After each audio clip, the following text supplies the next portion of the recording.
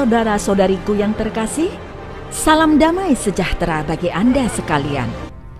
Sebelum saya mulai, ayo dukung channel Kristiani Tube dengan mengklik tombol subscribe dan loncengnya.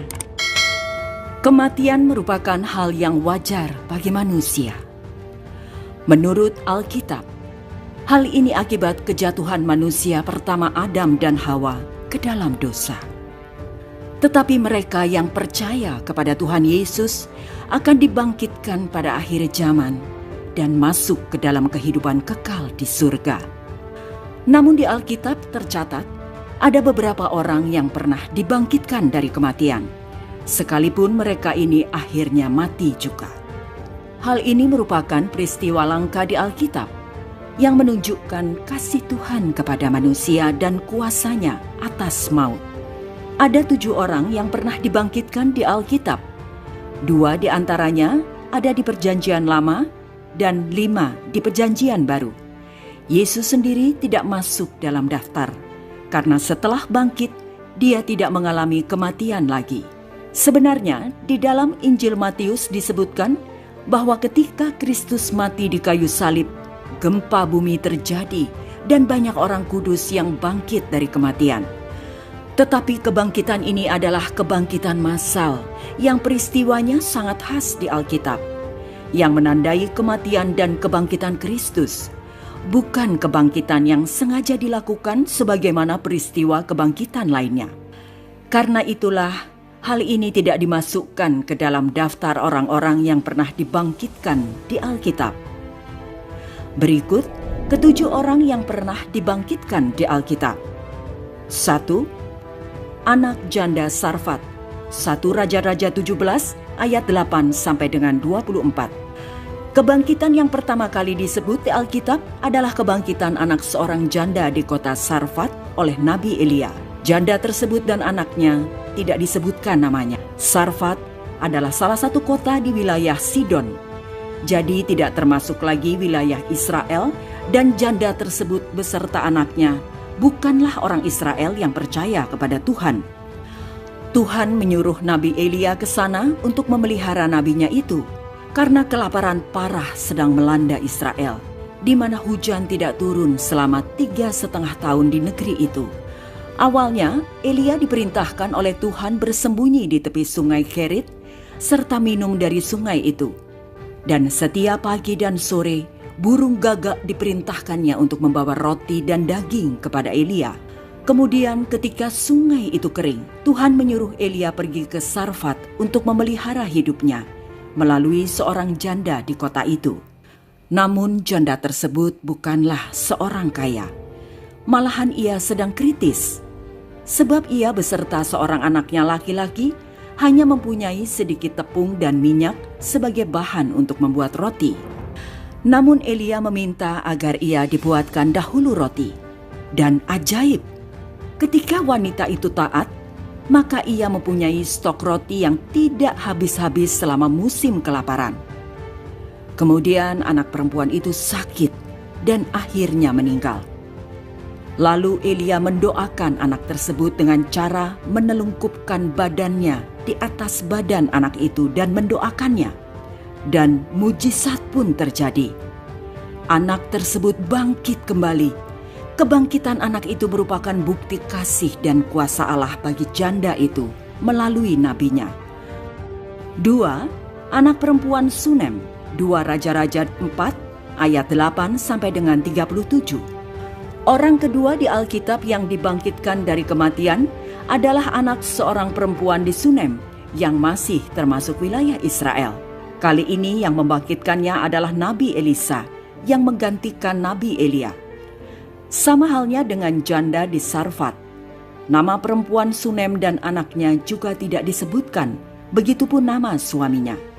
Tetapi keluarga perempuan Sunem ini adalah orang kaya, juga orang yang murah hati. Ketika Elisa singgah di Sunem dalam perjalanannya, perempuan dan suaminya itu seringkali mengundangnya makan ke rumah mereka. Mereka bahkan menyediakan sebuah kamar khusus untuk Elisa, sehingga ketika abdi Allah itu pergi ke Sunem, ia boleh menginap di kamar tersebut.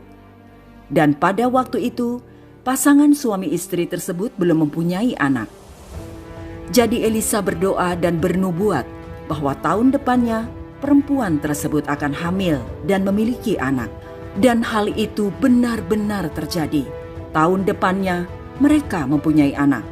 Selang beberapa tahun, anak ibu tersebut sakit lalu meninggal. Hal itu diberitahukan kepada Nabi Elisa dan Elisa pun mendoakan anak tersebut.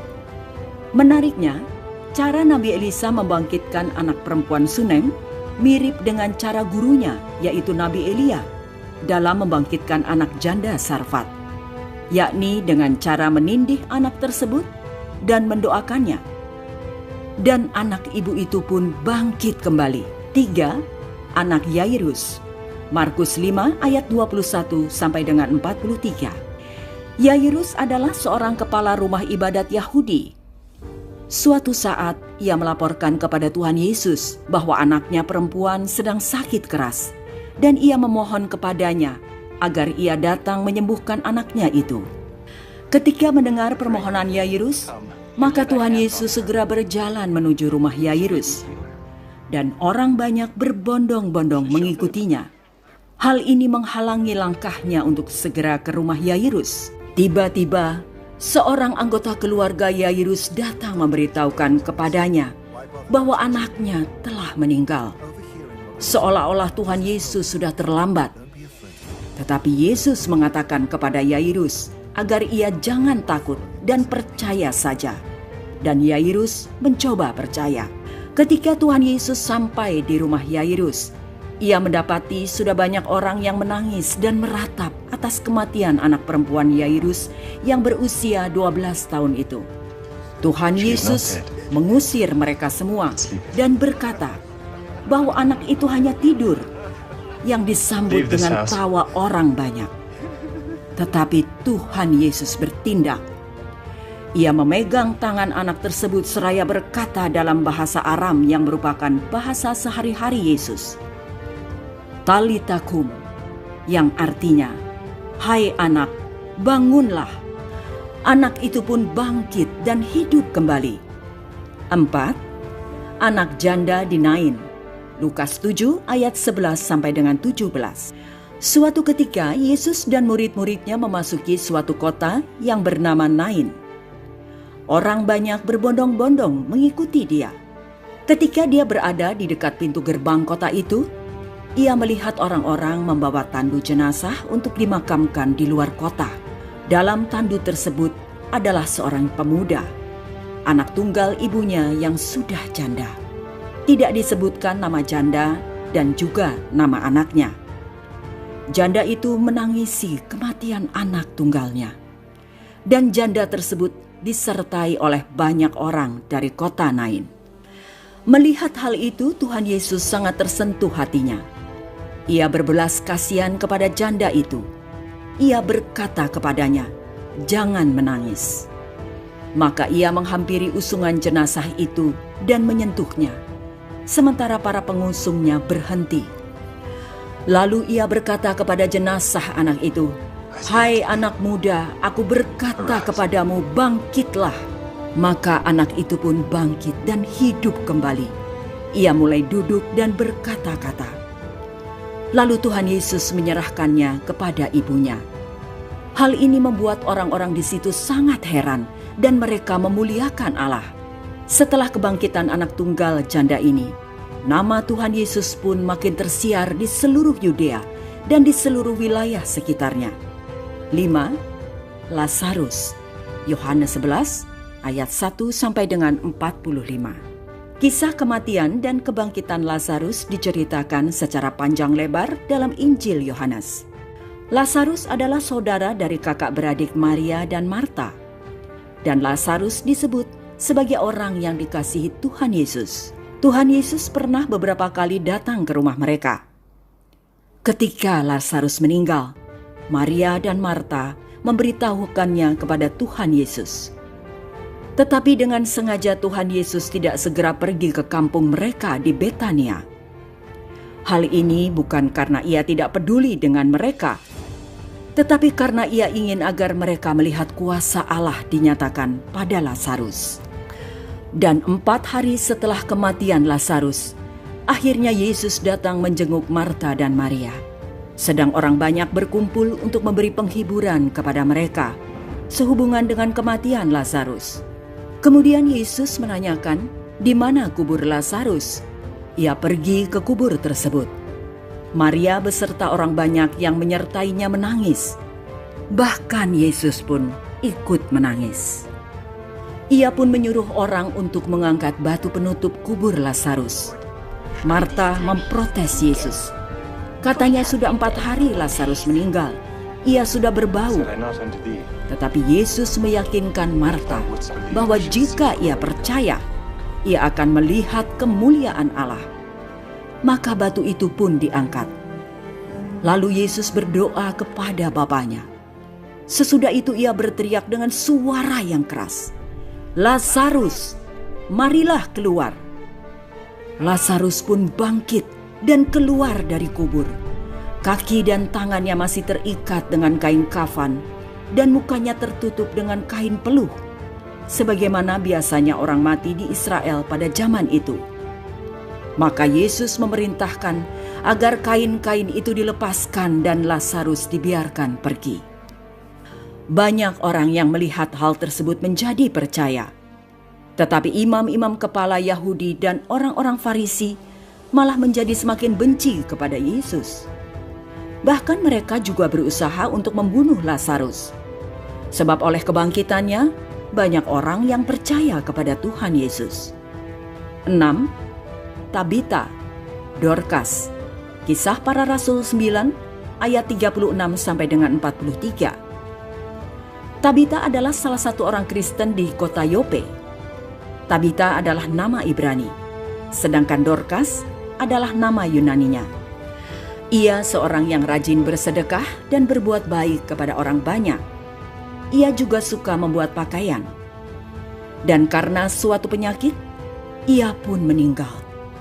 Tampaknya ia masih gadis pada waktu itu. Maka orang-orang Kristen di Yope memanggil Rasul Petrus. Mungkin mereka percaya bahwa Petrus sanggup untuk membangkitkan Tabita. Saat itu Rasul Petrus sedang berada di kota Lida, di wilayah Yudea yang cukup dekat dengan Yope.